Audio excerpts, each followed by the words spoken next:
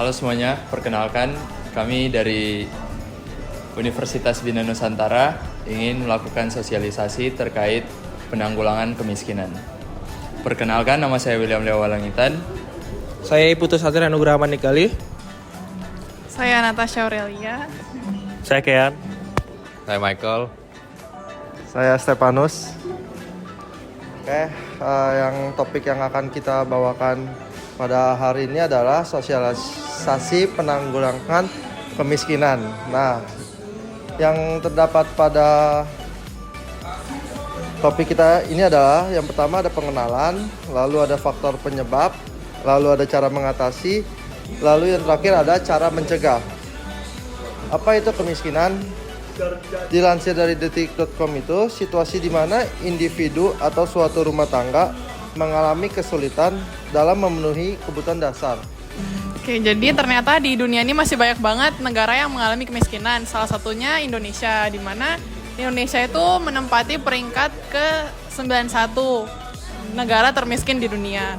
Nah, persentase kemiskinannya di bulan September 2022 itu meningkat dari Maret 2022, di mana kenaikan ini adalah kenaikan tertinggi semenjak 9 tahun terakhir. Faktor penyebabnya itu banyak, misalnya rendahnya kualitas sumber daya manusia, motivasi yang rendah, pandangan dalam hubungan kekeluargaan, terbatasnya pilihan lapangan pekerjaan, dan tidak kreatif. Kemudian cara mengatasinya, yang pertama dari pendidikan, yaitu memberikan pendidikan yang berkualitas kepada anak-anak.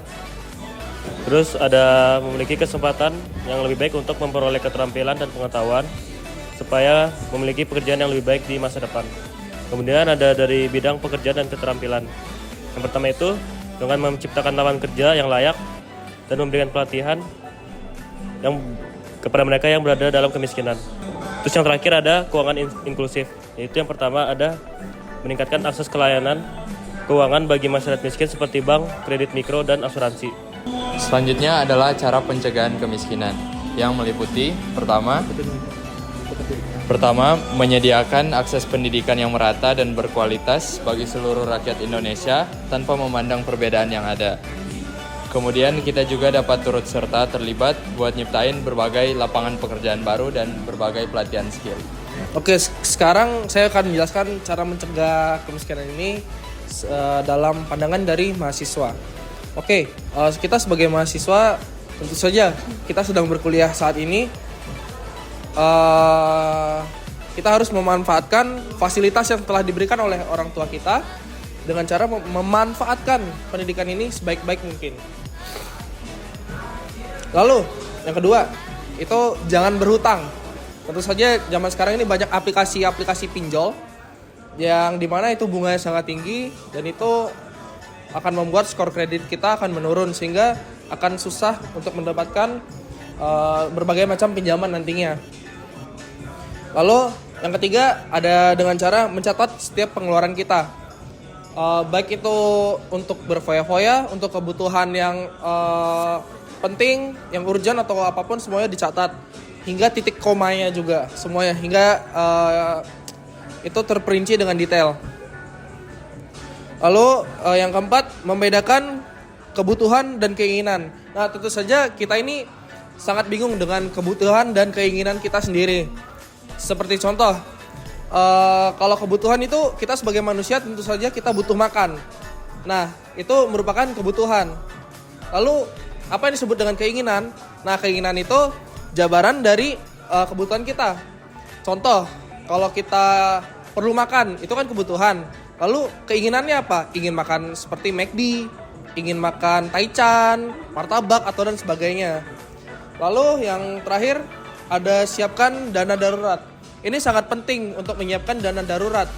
Tentu saja kalau mempersiapkan dana darurat itu minimal 5 kali pendapatan kita per bulan. Misal kita ditransfer oleh orang tua itu 2 juta tiap bulan untuk kuliah, biaya makan. Tentu saja kita perlu dana darurat itu 5 kali lipatnya untuk berjaga-jaga. Kalau misalkan ada kecelakaan atau ada sakit tiba-tiba gitu. Nah, jadi kita perlu dana darurat.